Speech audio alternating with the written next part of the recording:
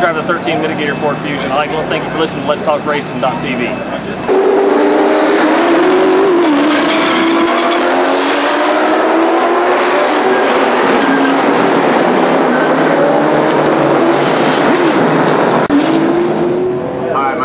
Jr., driver of the number 5 Kiker Motorsports Camry. Welcome to Let's Talk Racing TV.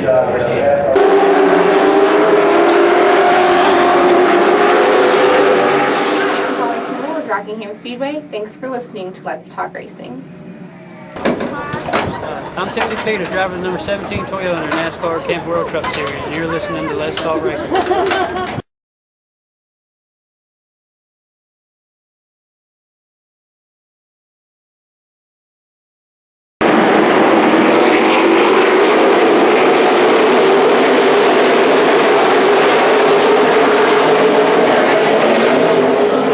Hey guys, I'm Daytona 500 winner Trevor Bain, and thank you for watching Let's Talk Racing.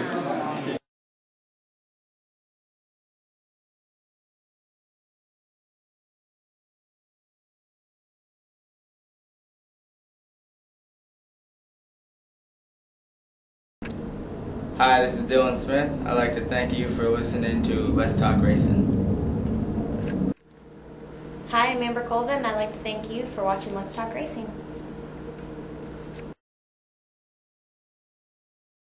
Thinking all these poor guys race their ass off all year and don't get anything. He shows up. I'd like to welcome everybody to Let's Talk Racing. Don't worry, Al. We were the past couple of weeks we'd be sitting here talking and forgot to watch the thing, and all of a sudden it was cranking. Put my hat on so my head won't shine. Okay, got some powder somewhere for you. Anyway, got Al Pearce, Jimmy Humblet, and Jack Dodson running from left to right. Jimmy Humblet, coming from the modified drivers, used to drive late model as well back at Langley Speedway. Yes. Give a little brief racing resume about yourself so some of the people watching can learn something about you.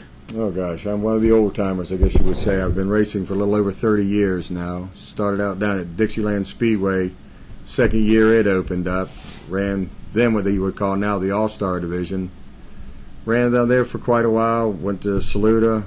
Ran there for, I would say, 5 years. And then the gentleman who is now my crew chief car owner, Tommy Morris, I started driving for him.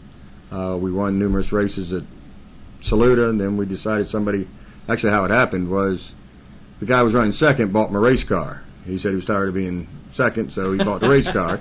And Tommy said, that was one way. Usually helps. Yeah. So Tommy said, let's go asphalt racing, and then we came to Langley and started running there. Ran Grand Stock for numerous years at Langley, and then won a division there. Then we left. Tommy left for a while. I went running late model stock car, ran Langley, and then for quite a while then we got out of it. I started running Rainbow Racing, doing that, building race cars, doing all of that. Right. I got out of racing with Mike Kinney and them. They went running Hooters Cup. I went with them for a little while, doing that, racing with them. Then Tommy called me back up, and I went back dirt racing again. Went back to Dixieland. We won championship down there. Then he said, heck, let's go run modified. And so now we're back to running modifieds. That's all over the place. Yeah. So if I remember, John Hicks and some of the other guys ran against you in the Grand Stock division at Langley? Yeah, there was John Hicks. Greg Edwards was first starting out back then. Actually, Danny Baker, who run most of the championships back then. Yeah. Rick Hester. Chuck Britt, he just passed recently, ran with us back then. John Backus, was he running in? No. In the 2-car? Wait a minute, no. Was Butch in the racing you then? No. No, we weren't running. He wasn't there then that I know of. Okay. Butch as in Butch Lassiter? Mm-hmm. No, he had got out. He was, what was Butch doing then? I don't remember where he was at then. But I was in trouble racing. probably Okay. somewhere. Yeah. But let's see, who else back here was Gary Weeks? Was that somebody? Was he running at the same time you were? Or were you in late model? No, that was when Dale was running. Dale was running for Gordon then. He ran some, but when Dale Lemons and I were running together, Dale was one of my best friends in the world. As far as when we were running with Grand Stock, always over at his Sandy's house just about all the time. So, but yeah, no, he was running with us. Then Gordon came in later on. God, he has been around a long time. We were sitting here talking earlier, and we found out how old he was. And I was that old too, because I remember the same people. You were that old, what, 10 years ago? Yeah. So what's your plan now? I mean, are you going to stay in the modifieds? I understand you've got your son is now Yeah, in we're there playing gonna. with you too. I know. People keep asking me all the time, when am I going to get out? When am I going to stop? There's been times when I thought myself, oh my gosh, I do need to get Morgan out. Shepherd age or something like Yeah, that? well, that's it. I mean, it's Kenny Schrader, I guess, the only one I can say is still running, so I'm still going there. I'm happy with it. I mean, the car's still going well. My son, now, like you say, is starting to race with us now, so that's another thing that's going to keep me going in it. Soon I'll probably be getting out. I'm at that point of where, because of the amount of time that it spends staying in it right now, but I'm enjoying it too much right now. I had somebody come to me that runs at Langley, and I didn't know exactly how to take it, this thing, when he came up to me. He said, he said, I'm really glad to see you running. I'm really glad you give me hope. And I said, well, let me understand. What do you mean I give you hope?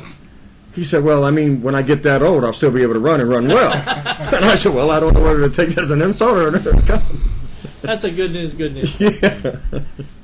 It could have been worse. He could have said, yeah, I'm getting some hope that sooner or later you're going to get out of my way so I can do something, Yeah. Having never raced myself, I can't imagine what it's like. But everybody I've ever talked to who got out for a while said it just eats at you. You just got to go back out there. You just, Yep. Was that the way it was when you, because you started and stopped and started and stopped, and after you had some success and got out, it must have been doubly hard to stay away for a while. It was one of those things that you definitely have to stay away from the racetrack. You can't go back. You can't watch, because even when you're sitting there watching, you want to be back in the seat. It's where the bug. It's like I say, racing, NASCAR, any of that is the worst drug there ever was. Once it's bit you, you can't get it out of your system. You can go through rehab if you want to call it that, walk away for a little while, but you're coming back sooner or later. Right now, we could do all our bench racing here. So as close as we get anymore. But Buddy Malish has told me he will not go. Buddy Malish was successful for a while. Buddy says, I don't go out there. I just can't do it. I'm scared if I go out there and take my son out there, or I think he's got a daughter. He said, anyway, I'm scared if I go out there. Once you get in, you don't want to leave. And Ashton Lewis, from whom I bought a couple of cars recently, said the same thing. I'm scared to go out there with my family, and particularly my father and my brother Charlie, because once you get back out there, you say, I used to do that. I can do that again. Because Ashton's pretty young. Buddy's still pretty young. They refuse to even go near the place because they're afraid it'll bite them again. So. Yeah, I've been lucky to be able to go out and still have yet to be rebitten by the bug. The only way I cheated is I go out to the Richard Petty experience and get to drive them, and then sit back and enjoy watching everybody else do it. Right. Well, that's the thrill of the driving. It's just definitely just the thrill of being there. People always ask, what is it you get out of it? Yeah. What is it that keeps you drawn to it? And one thing I can say to anybody is it's always like the first hill of the roller coaster. Every lap is like the first hill of the roller coaster. You're going down it, and your stomach goes up, and you hope you're there when you make the other end to go to the other end of it. And it's something that's in your blood, and it's going to stay there. No matter what you do, it's going to be there. Because I've tried to walk away from it, and it's come down a long list of family members. Everybody was into racing. Yeah. And you just can't get away from it. And of course, I got a son in it now, so. Neil Bonney had gotten hurt and got out for a long time, and Neil Bonney came back, and that's when he got killed. But Bobby Allison told me one day, he said Neil was the most miserable I've ever seen him in those years when he wasn't racing. Because he had been good at it. He said he did some TV, did some radio, but he said, boy, when that ride came back, open with the James Finch deal, he had to do it. And Bobby said, to this day, I keep thinking I can do it. Now, that was 15 years ago, and Bobby obviously knows better, but he said, you can't get away from it. So. Yeah, you're taking away something you love. It's part of your heart, part of your brain. Yeah. And it's ripping it out, and you got to get it back. It's that, or as you put it, like a drug. Right. Well, Gotta have more. even when racing ends, I had to call my normal friends and ask them, "What do y'all do on Saturday night?" Really? Because I don't know what to do. Bowling? Oh yeah, we can do bowling. I'm just sitting here. I don't know what to do tonight. Bowling on rainouts, you know. So that was a secondary thing. You know, talking about Buddy Malish. Now, the last time I saw Buddy out at the track, and I hate to say this, was when oh God, what's his name passed away the next day. Ashley's father. I don't know. Greg Edwards' girlfriend, her father. Got me on this one too. I don't know. I have no idea. Not regions. Oh, if I hit it, you'd know who it was. Well, yeah, if you tell me, I'll know. I always hang around with Wayne all the Quick time. like that, huh? Helped out. God bless I America. mean, Hook? Yes. What was Hook's name? I don't feel so bad now. Yeah. I've got a place up for him up on the spotter stand. Right. Called Hook's Corner. Hook's Corner, right. Yeah, he ran Hooters Cup and all that with. Who did he used to run with? He was AJ, helping the number 16 team. Lama Roberts people. Yeah. He was with Lama Roberts. Yeah, he was Joe Gator. Yeah, He helped Joe Gator. for a while, Yeah, Yeah. he used to run with those people. Yeah, he, Buddy Malish, and myself were all right there at the check-in windows, just talked for about a good half hour, and then separated. And the next day is when we heard he'd passed away. Yeah, Hook was good people. Yeah, I can't remember his name. It's been driving me crazy. That's how I felt. Because I know him. I'm glad I'm not alone. Oh, God. Somebody call in and tell us. You have a line they can call in? Yeah, they can call in the regular line, 757-727-9263.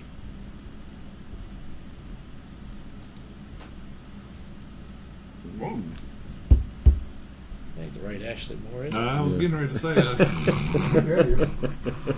I'll cheat. Yeah, really. Well, before we came on the air or on the net or wherever we are, Yes. we were talking about Indy, the fact that they had one lead change under green on the racetrack last Sunday in 160 laps. And I'm curious, and I think we three are all in agreement, it was just a horrible show. But I wonder, you know, you keep seeing stories occasionally where people are trying to say, well, it was really good racing back through the pack.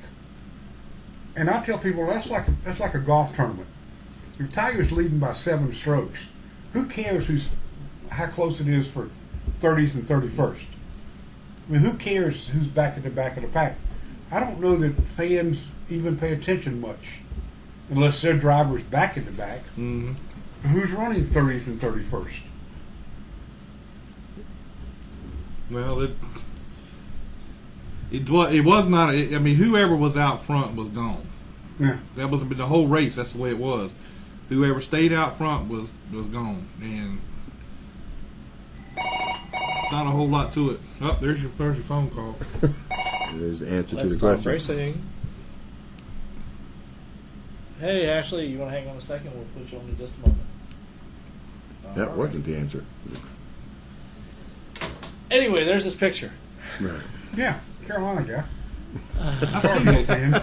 I've seen that cat before. Yeah, he was definitely a fixture there. Outspoken.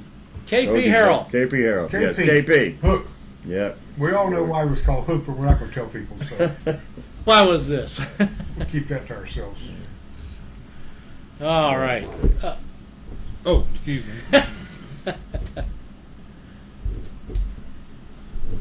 Ashley Parlett, how are you doing? I'm good. How are you guys? We're doing good. This is Jack Dodson along with Al Pearce, Jimmy Humblet, and Roger Brehm. I almost forgot his name. I forgot his name. Hey, just do like they all did. Just call me Doc. PC. That always works. So how are you and everything going with you? I know you're in Iowa. Yes, I'm in Iowa. Everything's great. Just busy and getting busier. So that's the way I like it. I don't like to sit around too much. All right, now I know a little bit. You know, I know. I remember when you were with RAB, but tell us a little bit about where you came from and how you got into racing.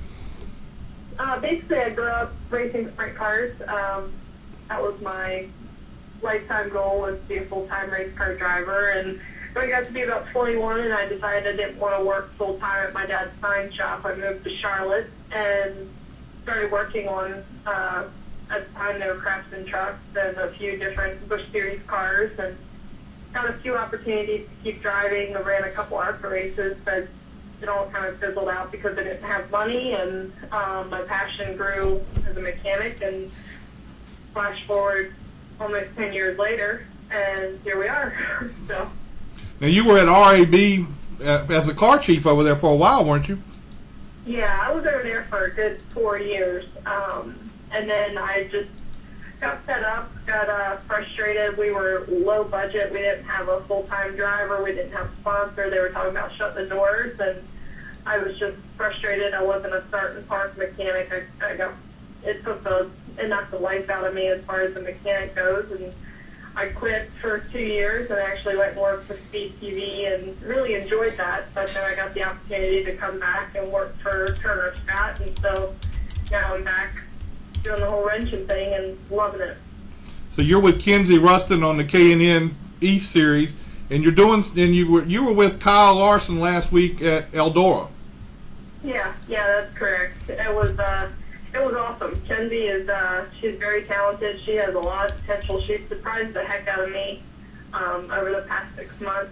And then Eldora was a blast dealing with Kyle, just because we all know the kid's capabilities and his talent behind the wheel. And to go to Eldora and look around the garage and see everybody exhausted and dirty and frustrated, we're like, hey, you know what? This is pretty awesome. We're having a blast. So it was a really good time, and my heart is at the dirt track, so it was really cool for me to be able to mix the two worlds together and get to have a lot of fun doing it. Well, then your week got a little bit. I understand your week got a little bit better after that, because you went up to Indy and was a gas man on one of the Grand Am car, or in the Grand Am race. Yeah, I was. That was kind of a last-minute deal. I've done a few little things with Grand Am. My boyfriend races the Continental Tire Series, and I got asked to fuel, which was something totally different, because typically with NASCAR, I'm not quite strong enough to lift the cans. So in Grand Am, they have a gravity-fed system, so it was really easy, and it was a lot of fun, actually, to kind of go over the wall and not just be a spectator. I'm not real good at just hanging out and watching, so it was fun to be a part of it. So where are you looking to go with your career in NASCAR or in racing? Well, I always set my goals really high, just because I'm the type of person that I have to have something to strive for every day. I'm not really the type of person that just likes to get up and just have a normal day. I like to feel like I'm working towards something. So, as a driver, my goal was to, win a cup championship. As a mechanic, my goal was to be on top of the pit box calling the shots. Whether or not that'll ever happen, I don't know, but that's what I'm working towards. I obviously am missing an engineering degree, which I'm afraid is going to be one, hang up, but right now I'm having a lot of fun with Senator Scott, doing the car chief stuff on the K&N stuff. Gonna go, off and do a few other side projects, and for right now we're just building a resume and just, learn as much as I can till I get, bumped up another level, and just keep learning. I'm loving it, and I haven't really worked for such a great team before, so it's been a lot of fun. Now, since you're involved with the Turner Scott team, you probably have all the information about the purchase of the Sprint Cup team that they're trying to. Yeah, come on, then. We all know it's going to happen. We just wonder when. So, but just remember that people are counting on you to give us a hot skinny. Is this the whole reason you asked me to come on this show? No. I knew something was up. No. It was supposed. I mean, if you believe all the websites and all, it was supposed to have been announced, I think maybe 2 or 3 weeks ago, and I know Fox Sports had it wrong, and Pockrass probably had it wrong, but it's going to happen eventually. We just don't know when. So that's. I have no idea. Yeah, right. Okay. Well, that's cool. That's what you're supposed to say.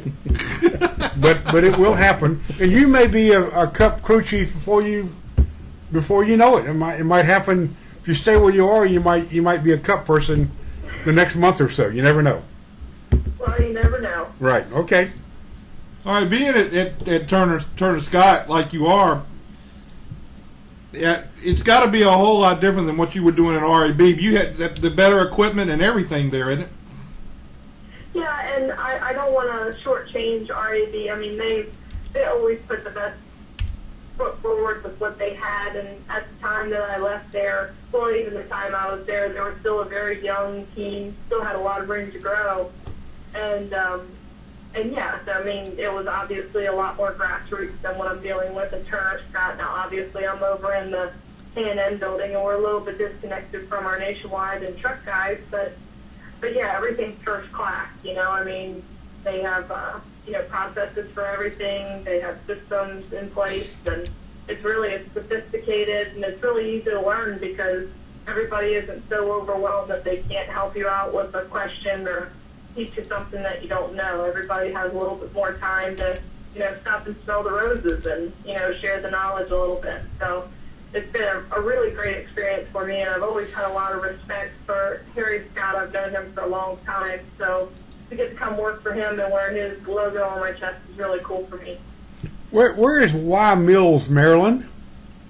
It's over on the eastern shore of Maryland, directly across Chesapeake Bay Bridge from Annapolis. Okay, that's what I thought. You ever been to Harris's Crab Shack? Oh, yeah. My dad used to do all of their signage. So Oh, okay. They're quite regularly. Yeah, you go in there. Now these guys are laughing. I've been there a bunch of times because when I go to Dover, I go up across the bridge there, and you go in and sit down, and the waitress comes over, and the waitress signs your table. Yep. Yeah, she has a big magic marker, and she writes her name and takes your order, and it's kind of a cool place. It's on the north side of the bridge. As you're going toward Dover, it's on your left. If you're coming back from Dover, it's on the right. What place is Down, this? it's down under. It's not under the bridge, but it's obviously adjacent to the bridge. Harris's Crab House or Crab Shack, or I think Crab House. I've been to a restaurant where somebody else did that. Where they all, Yeah, across the street from it is a place called the He's been around too many. Yeah, years. really. Just all eateries here. Just take him, drop him off at an In-N-Out burger and he'll be happy. Larry Lauderback, the powerboat racer, lives in Chester, Maryland. I know Larry. Do you know Larry? No, I know Larry very well. I used to beg him to let me drive his hydroplanes when I was a kid. I'm trying very, very hard, and I'm meeting all kinds of resistance. I'm trying very hard to get Larry Lauderback in the Virginia Sports Hall of Fame. Because I told the selection committee one day, if Larry Lauderback had done in a car the same things he's done in a boat, he'd be in every Hall of Fame in America. I mean, he's won everything there is to win in a boat. And if you compared his accomplishments in a boat to a car racer, he'd be in every Hall of Fame there is. I know Larry very well, known Larry forever. Good guy. Yeah, tell him he talks to me. He knows exactly who I am. He has coffee with my dad every morning. Oh, okay. Yeah, and they go to a restaurant called, it's on the right side as you're going across the bridge. A little bit fancier joint. It's called The Narrows? The Narrows, exactly. Yeah. Exactly, that's right. Because Kent Narrows is officially where y'all are, where they are, in the Narrows on the right, yeah. But Harris's is good, and the Narrows is good, but very expensive. But anyway, so now, now that we're good buddies, you can tell me about the Set up here again. Get back to. No. Hey Ashley, when I got you on the show, I didn't know we were going to go into the food chains. Well, I love food. That's my second favorite thing. I can talk about food all day. Well, I got one more good question for you. You've seen all the publicity that Christmas Abbott is getting. How do you feel about it? And she's not really doing a whole lot with the sport itself, but she's getting all this publicity. And there's somebody like you, I know you're not at Cup, but there's somebody like you that's been around the sport. I've seen you working on race cars. I've seen you do the dirty work. How do you feel about Christmas Abbott and all the attention she gets? Well, first and foremost, I don't mind her coverage at all as long as it's accurate. It doesn't affect me whatsoever. I've never really been an over-the-wall mechanic. I go over when it's damaged. That's my job as a car chief. I've changed tires once or twice, this and that. So it doesn't really affect me at all. And I also don't do this to be a woman doing it. I do it because I love it and I've had awesome opportunities. But the only part of her coverage that bothered me is I've always respected a girl named Nicole Addison, who was here when I got here, and she was one hell of a tire changer.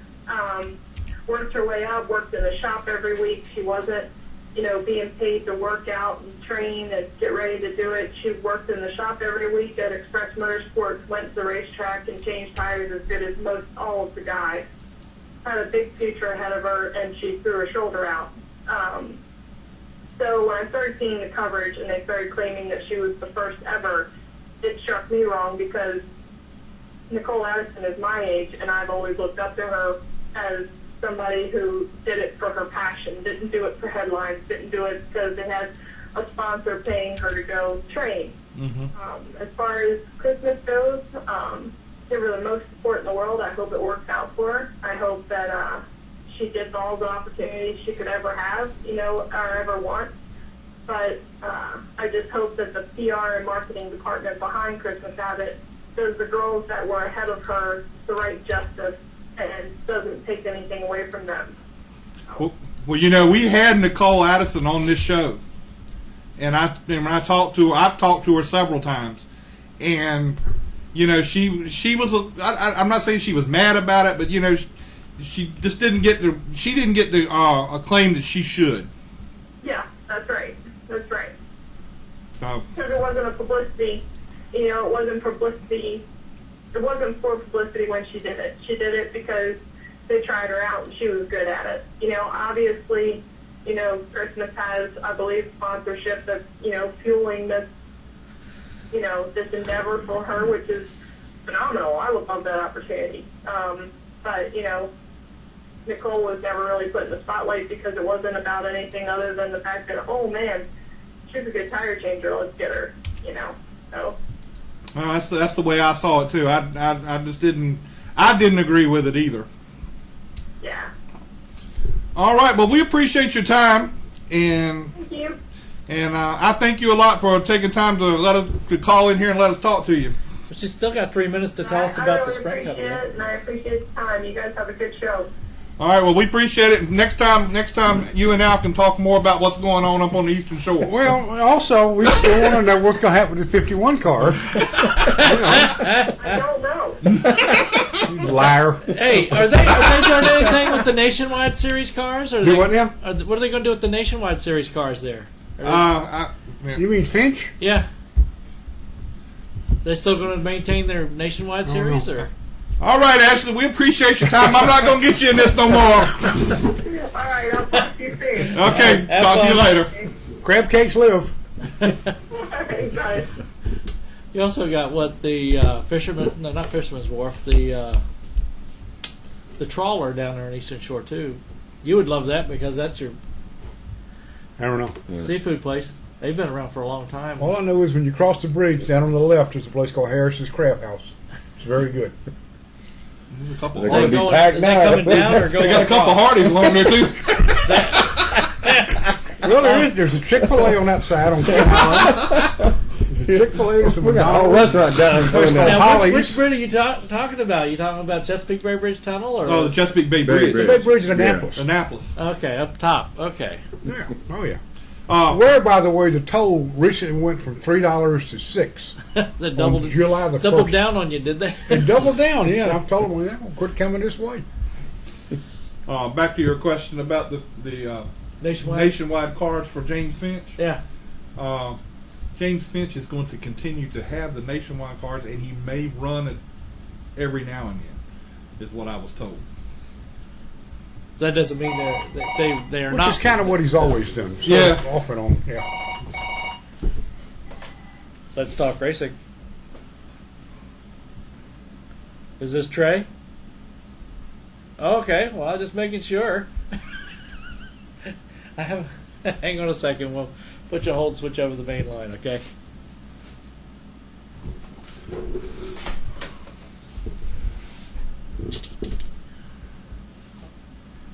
on you. What? I got it. I mean, he's hooked up. You need to Oh. introduce him. All right, we got Trey Jarrell on the phone. That's why I flipped over to the screen so you can see who it was. Come on now. How you doing tonight, Trey?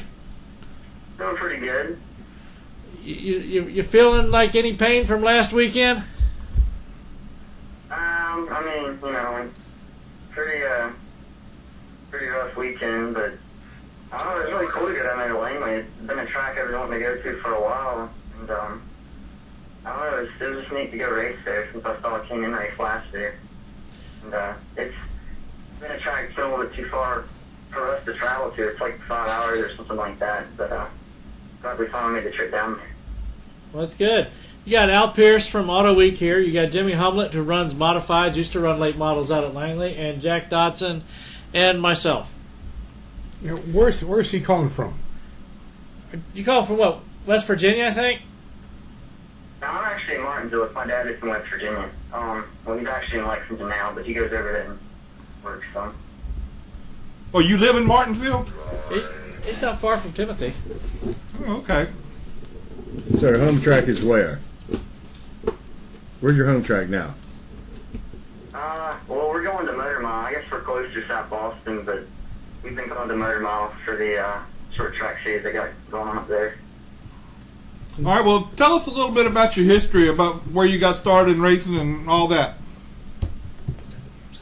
Well, I guess if I really want to go back to my history with racing, I have to start with watching the races. My papa, my grandpa, when I was 3-4 years old, back when cars were a lot different than they are now. And I don't know, I guess I begged my parents to race from the time I was 5 years old, go-karts, this and that.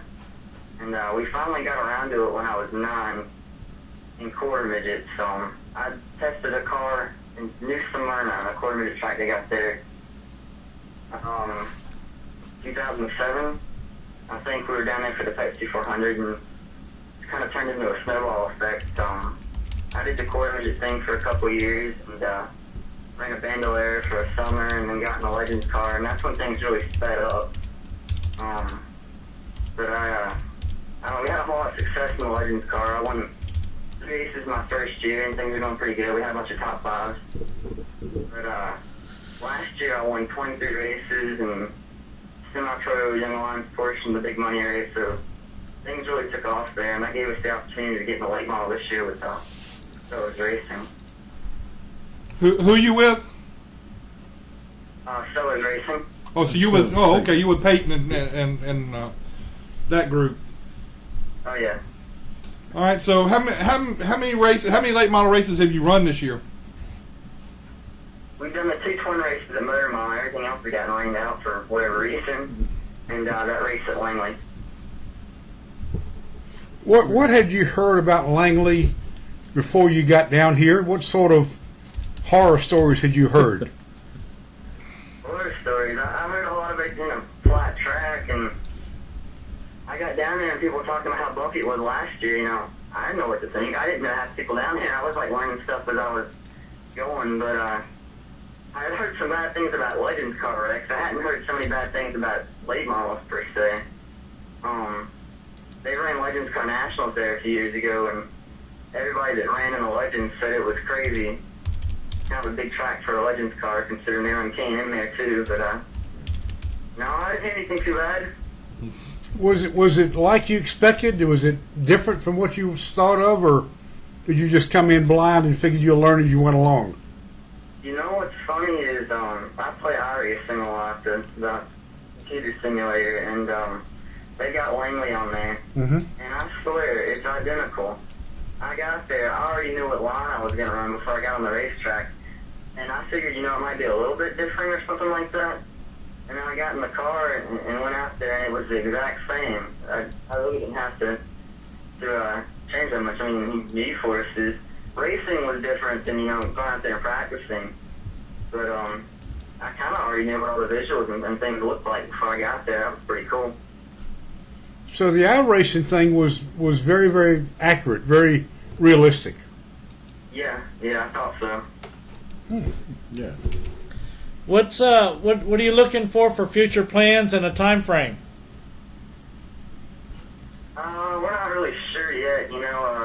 looking, seeing him maybe in the future, short track truck racing. I don't know, next year we're definitely going to come back for some late model racing. And, we'll just see where things go there. Good deal. So you just plan to run from racetrack to racetrack right now through the ending of the season?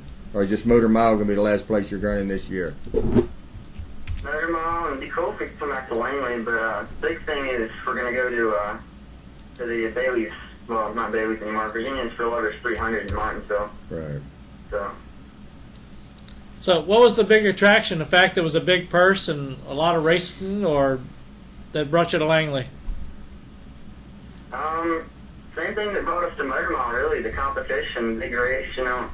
I'd say it's Virginia Triple Crown, pretty much second or third biggest race of the year. Depending on if you want to put Langley or South Boston, I'd say they're the same. It's a big event, and same thing I was saying earlier, I'd wanted to go to Langley for a long time, and we knew some people down there already, so just all of the above, really. Opportunity to go to a flat track and race. How did you get hooked up with the Sellers Racing organization? A friend of ours, Butch Hamlet, that used to run for him. I'm sure y'all probably heard of Butch. He used to run Martinsville a lot. Motor Mile, I don't know what he did. Went all over the place. But he's kind of been a mentor for me the past couple of years since he lives here in the Martinsville area. And he told us to go to Sellers, and we were like, all right, you know, and we did another year of Legends Car Racing. And then we went and talked to him, and it happened. Great. So are they preparing your cars, or do you all work on the car yourself, or what's the deal? Tony King owns my car. Peyton ran the car that I'm running now last year. But, yeah, Tony works on it under the Sellers umbrella, and the pretty good deal with that is they got an upper shop and a lower shop, and we operate out of the upper shop. Most of the time Peyton's car is in the upper shop too, so pretty much the cars are pretty similar, and you know, we get all the benefits of being under their roof. Trey, one of the things we often talk about on this program, we ask people where they are, where they live, and where do they enjoy having a meal. Do you ever go down there? Do you ever go to Clarence's? Got back to meals again. No. I'm asking him, does he ever go to Clarence's Steakhouse? Everybody goes to Clarence. You go to Clarence's? I've eaten at Clarence's once, and that's kind of bad because it's it is. next to my house. I mean, it's right there. What about Mackey's, the steakhouse up on the hill? You go to Mackey's? No, I've never been to Mackey's before. Man. I've never heard of Mackey's. I have. Oh, I'm sorry, Michael's. Michael's is the name of the place. Michael's. Oh, it's on top of the hill. I know. Yeah, Michael's. Yeah. Was Michael's any good? Because when I went to Clarence's, I wasn't impressed. Well, Clarence's is just an institution. Yes. It's just famous. Been there forever. Who was it? Somebody was telling me when I went last time I went there. They said, "Why do you got this number 26 car sponsoring him when I've won more races for you guys than he had?" Well, that was an old Joe Henry Thurman team. They sponsored Joe Thurman for a while. Now, being from Martinsville, you obviously know that Jimmy Hensley is from your area. I don't know if you're only 16 years old, is that right? Yeah, I'm only 16. So Jimmy may have quit racing before you were born. But let me tell you what, seriously, if you ever need any advice or you ever need to talk to somebody in your backyard that knows this stuff, Jimmy Hensley and that crowd of Jeff and Jimmy and that crowd, they'll steer you right if you ever need any help. You go find those guys and they'll take care of you. I've heard some stories from my grandpa about him, so. Jimmy Hensley once led 202 laps of a 200-lap race and still got beat. You think about that. He led 202 laps in a truck race in Indy one night and still lost because they went into a second overtime and he ran out of gas in the second overtime. But he led 200. He led more laps than the race was supposed to be, and didn't get the win. So Jimmy will give you some stories if you ask him. He's a pretty good guy. And he's been to Clarence's a lot. Now you're going to have to go to Clarence's now. We done built you up now. You got to go in there. Yeah, it sounds like it. I don't have to make the trip. Like I said, it's so close. Who knows? You might get a new sponsor on your car. Yeah. And you know, Martinsville or Bassett, Ridgeway, they've got the cheapest gas in Virginia. Sure. When I leave Martinsville every night after a race, I pull out and I go down. I go past 58 to the Exxon station on the right, just beyond Clarence's. And gas there will be 10 or 12 or 14 cents a gallon cheaper than anywhere coming back on 58. You got to get your gas in Ridgeway. You got a new personal sponsor we don't know about? No, I'm just trying to tell people. Stopping in all the places on the way. I'm just telling people that's where you got to go get your gas. Whenever we talk to somebody on the West Coast or something, or they just raced out on the West Coast area, he's always checking on the In-N-Out Burger In-N-Out Burgers, absolutely. Now get up on the You're going to be hungry again. That little salad and stuff you we had. better talk to this young man some more. We're wasting his time by talking about food. Trey, do you have any kind of a timetable? Have you sat down with your parents and said, by the time I'm 19, I want to be here. By the time I'm 22, I want to run this or that or the other? Or are you just kind of taking things as they come along? Yes, we're just kind of taking things as they come along. I mean, 18 is the age when you can go and run nationwide and cup and all that. But really, you know, I'd like to go to get in the truck series. That's kind of a goal of mine right now. And if we can get there, you know, I really think we'll be doing something. So, but right now I'm happy with doing the late model thing, and I don't know, maybe K&N before too long. So you're going to run a whole season next year somewhere in the late model stock, or are you just going to, again, just run hit and miss races, the big races then? Yeah, we'll probably go to the big races next year. I imagine we'll expand my schedule beyond what's been this year, because our goal for this year was to do about 10 races. And the thing about it was Langley's been one of the races, the Hampton U200, that I wanted to go to that I didn't think I was going to. So in a way, the weather's hurt me and helped me this year. It gave me the opportunity to come to Langley, and you know, I thought that was a really good deal. And much press is down there, so. But yeah, I imagine we'll expand our schedule. We'll probably come back to Langley next year, and I don't know. It'd be cool if we could maybe do the whole Triple Crown next year. Have you been invited to drive in the Denny Hamlin charity race at Richmond? Have you run that thing yet? No, at the time that they had it, I still hadn't ran a late model race, I don't think. Oh, okay. I think I just tested the car.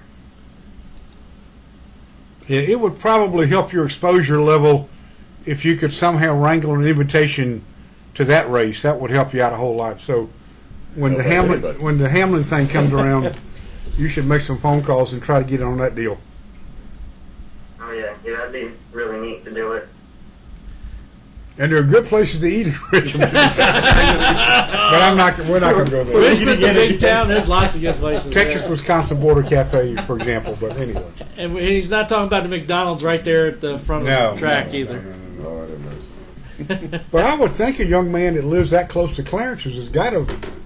I mean, one time just isn't enough. You got to go more. Well, he has a race car he has to be able to deal with, and that sucks you out anyway. So you may not be able to even afford it. Call Mike Smith or call Clay Campbell, and have him meet you there for lunch one day, and just accidentally forget your wallet, and he'll pick up the check.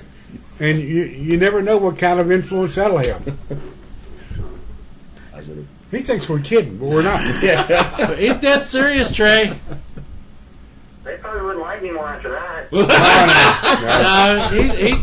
Clay's a good guy.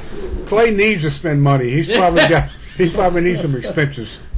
How much money he's got. Have you ever raced against him? Have you ever been in a race when Clay Campbell was in it also?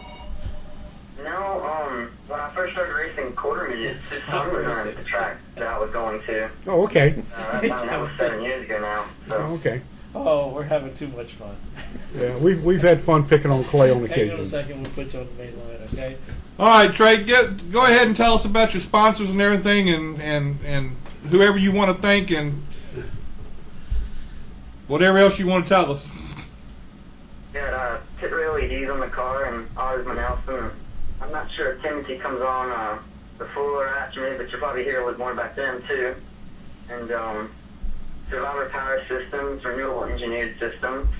And we're doing an event with the Rhodes car, which is the four-wheel bike that drives like a car in Bristol later this year, and that's rhodescar.com. But so we've had some cool stuff going on. All right, well, it was good to talk to you, and when you get back from Motor Mile and go up there and get a win or whatever you want to do up there, let us know. All right, I hope so. It seems like we got a pretty good setup under the car now. We keep getting better. All right, well, we appreciate your time. Talk to you later, Trey. Thank y'all. Thank you. Have fun in clearances. I think he thought we were kidding. He may have been. You weren't. Well, go ahead and bring Timothy up. Timothy's right around the corner from him, so you get to talk about Timothy Clarence. lives in Danville, doesn't he? Talk about, huh? Isn't Timothy from Danville? Well, that's right around the corner. Hello, Timothy. Well, it's 35 miles. Well, yeah, okay. As you can see, Timothy, we're still on a roll here. Oh, he ain't even on. Uh-oh. We still got you? Hey, guys. Hey. There he is. Okay.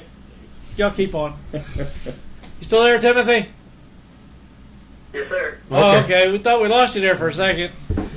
We were just finished talking with a young man that lives around the corner from Clarence Steakhouse. I know you know about that. Oh, yeah, that's good eating right there. You see? We just talked to Trey Jarrell, and he lives close to it.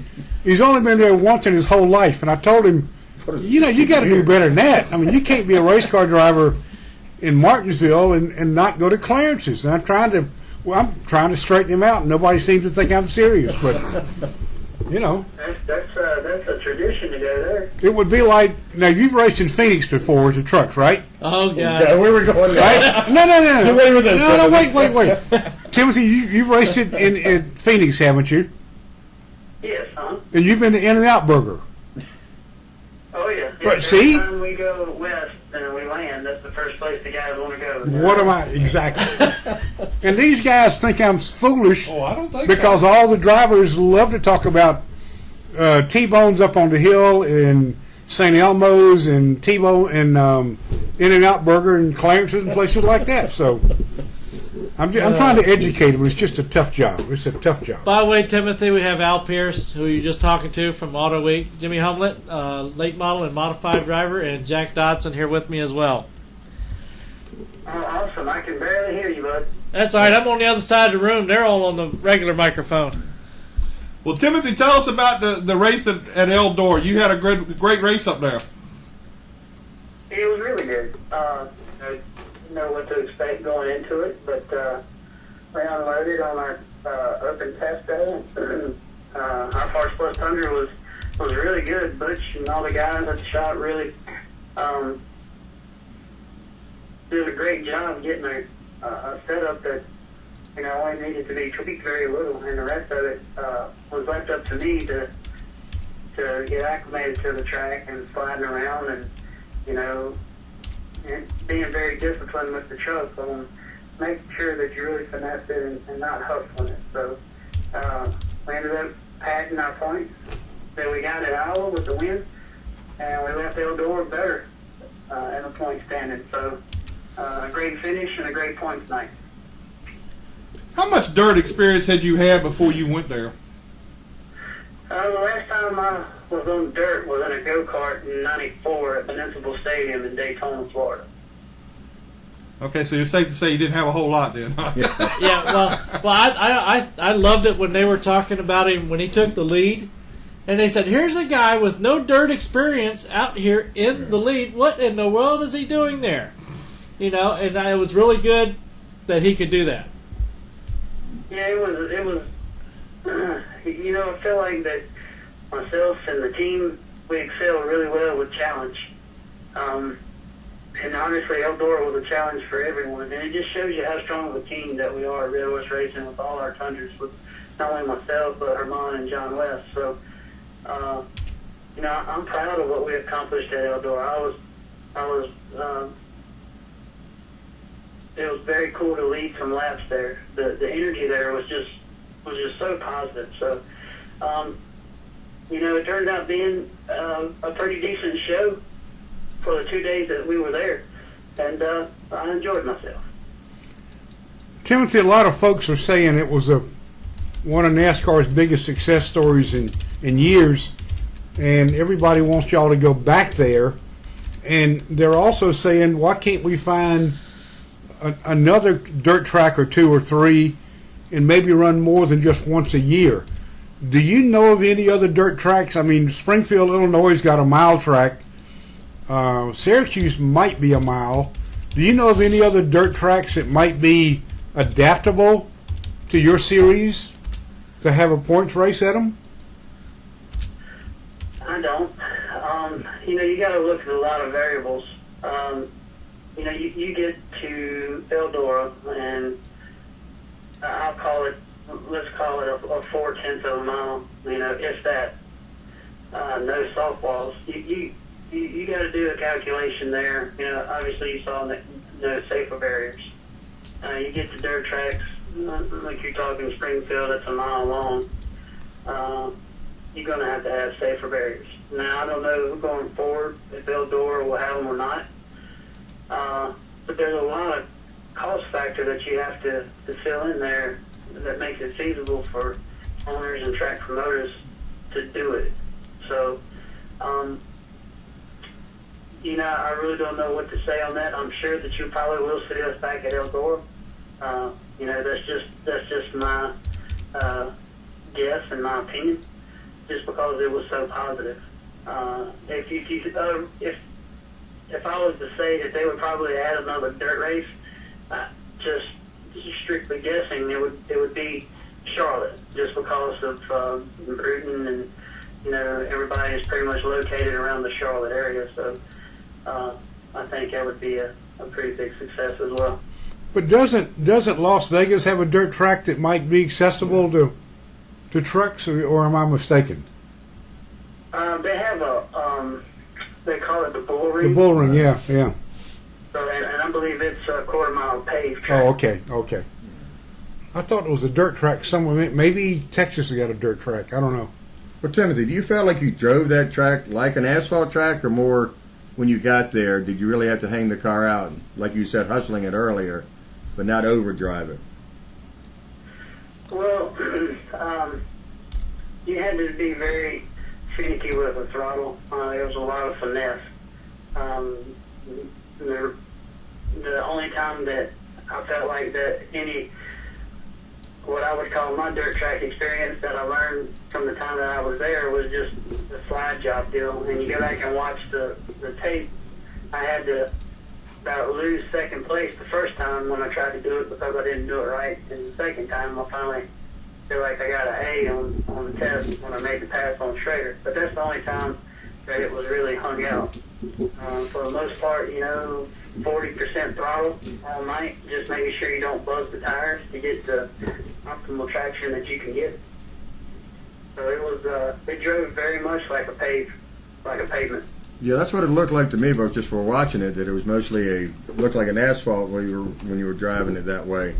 You really couldn't, basically, the dirt cars hang them out sideways because of the not being able to get the forward bite that you would have like on a regular dirt car that you'd have now on the trucks. You think they'll modify the trucks to be able to handle that in the next time they come out there, so they'll be able to do that and run down low, and be able to pull up there and set up on the berm the whole time?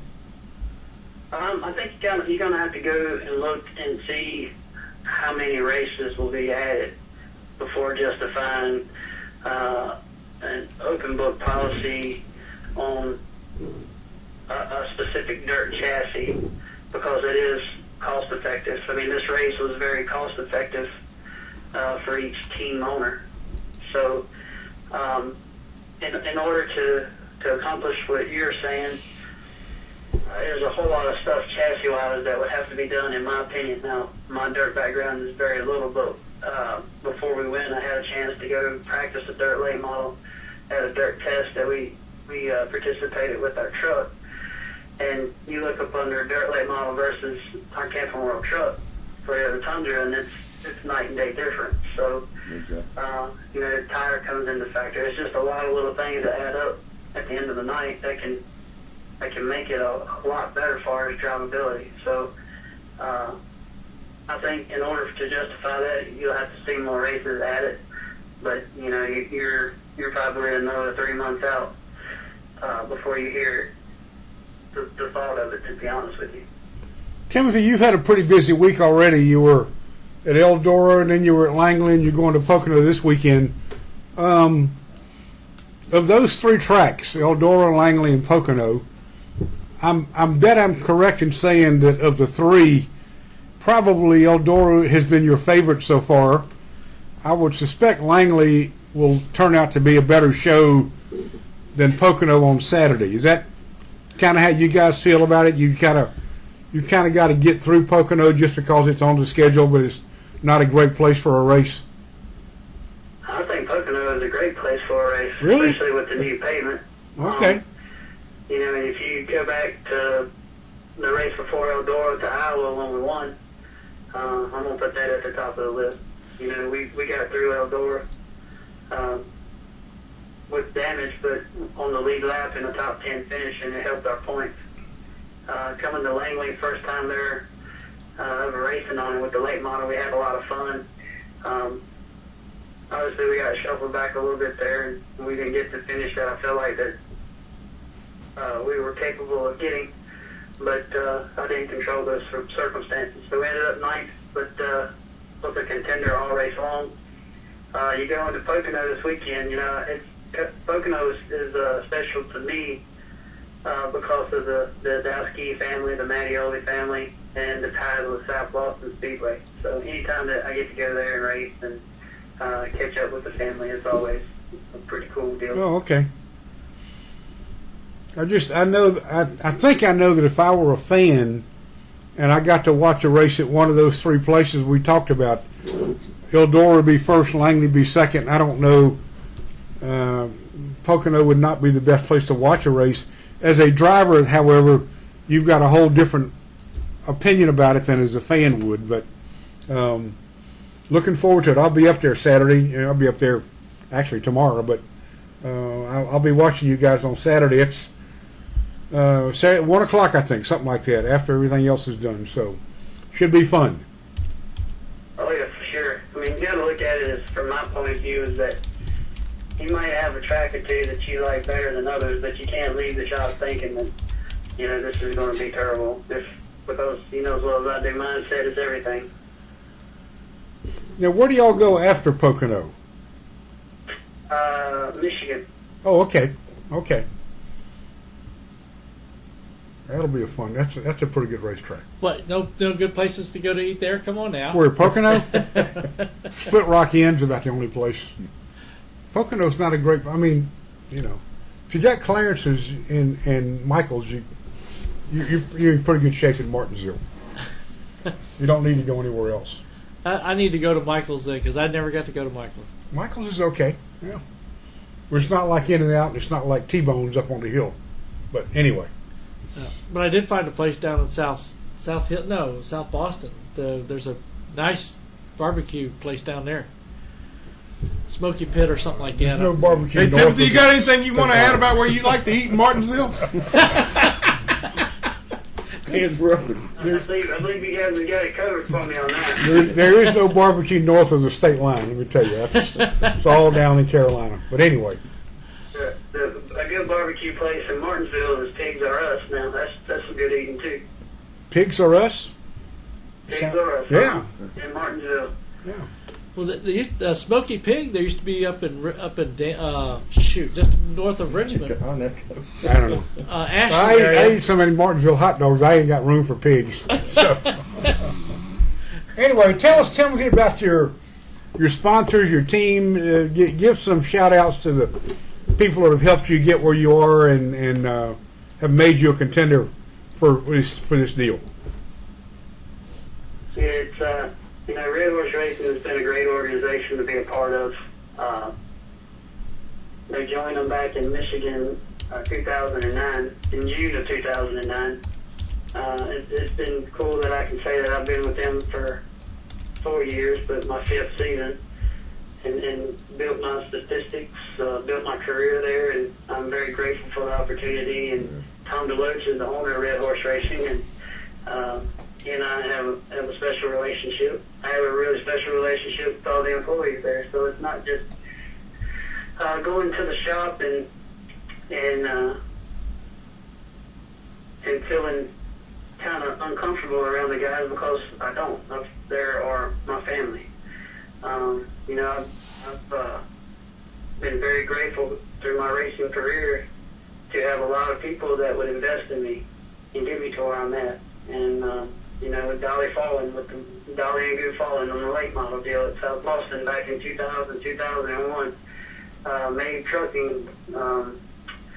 Let's see here, and then the biggest impact of all was Mac and Stephen Bailey and the Bailey's Tobacco. They gave me a shot to come drive and work for them in 2002, and they gave me an opportunity to go to Bobby Hamilton Racing, and the rest was left up to me when I got there to make the best of an opportunity and stay grounded in this sport. You know, I've been when the high is high and been when the low is low.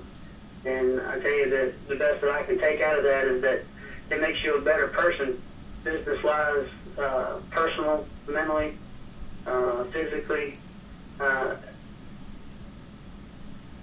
can go on till the sun goes down and it comes back up in the morning, and then you get with the organization that I'm with now, and everything just gels, everything just clicks, and there's no animosity anywhere.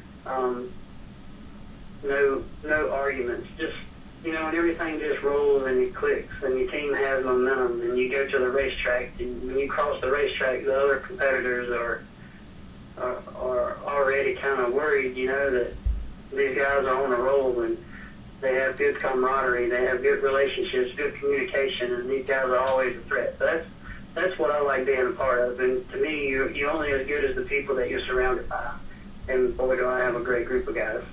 Sounds like it. Yeah, you're very fortunate. Yeah, I'll be the first one to admit that. Now, what did you really think about the first time now that you've raced Langley itself, as far as the type of track it was on? I meant to ask you that earlier. You know, I was really, really impressed with everything at Langley. The track was very smooth.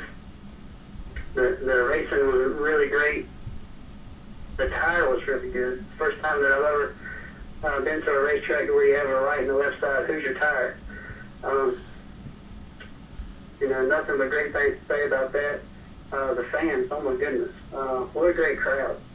What a great atmosphere, what a lot of energy. So not only from the stands, but the fans around the racetrack, you know, riding around under pace laps and caution laps and just seeing the folks, you know, sitting room and standing room. That was pretty cool to see. So, you know, I applaud Bill Muff and Chuck Hall for what they have going on there. They really know how to get a crowd fired up. So, hopefully, I can make the trip back. All right. I'd definitely like to see him back again. I was hoping the whole time he was up front, just staying out there. We'll buy him some crab cakes when he comes back down here. I still owe you dinner, remember? Who? Timothy. Oh, I thought you were talking about me. You always get dinner. Yeah. All right, speaking of which. I knew that was coming. All right, Timothy, we appreciate your time tonight. Yeah, man, thank you guys, and hope you have a great weekend. You too. I'll see you at Pocono. I'll be there. All right, buddy. Bye. All right. Yeah, what are you worried about eating? You said you were. I'm not eating tonight. I was getting ready to say, you pulling somebody's leg. Gotta go to Pocono. Getting ready to go Pocono. We leave early in the morning? Or? 6 o'clock. I want to get there by early afternoon. How long does it take you? It's about 410 miles. About 8 hours? About 7. I go up 17. I go 95, 17, 81. And depends on how many restaurants are on the way. Yeah. He's away from the Eastern Shore, he's so going for breakfast, lunch, in and out to the West Coast. So. Have you got the restaurants planned out between here and Pocono? No, I'm having lunch at Chick-fil-A in Hagerstown. I know that much. What I should do, he got one. You know what I should do? What's that? I ought to call Sergio. Sergio, And yeah. have Sergio take me to lunch in Winchester. There you go. That's what I should do. There's some good ones up in Winchester, up in Leesburg too area. Yeah.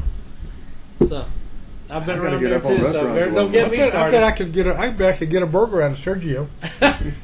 Hey, I've given him 15% off at Target. There you go. He wants to show up. Jeez. He wants to go see my daughter. Well, everybody, we're out of here. I thought we were out here a long time ago. I haven't hit it yet. We're still here. When you see me click this little thing on the screen, then you know we're out of here. Everybody, we'll catch y'all next week on Let's Talk Racing. Hey guys, I'm Daytona 500 winner Trevor Bain, and thank you for watching Let's Talk Racing. Hi, I'm Robert Richardson Jr., driver of the number 23 Dodge Challenger for R3 Motorsports in the NASCAR Nationwide Series, and you're watching Let's Talk Racing. I'm Tony Peters, driver of the number 17 Toyota in the NASCAR Camping World Truck Series, and you're listening to Let's Talk Racing. Here's your 2011 champion, David Brehm. Hi, this is David Flens, driver of the 33 NASCAR Late Model, 2011 Old Dominion Speedway Track Champion. Thank you for watching Let's Talk Racing TV. I'm Sam Hunt, driver of the 42 car on the thing Let's Talk Racing. Hi, my name is Natalie Sather. I drive the 94 K&N Lady Eagle Safety Wear, Butler built seats, bell helmets, hooker harness, seat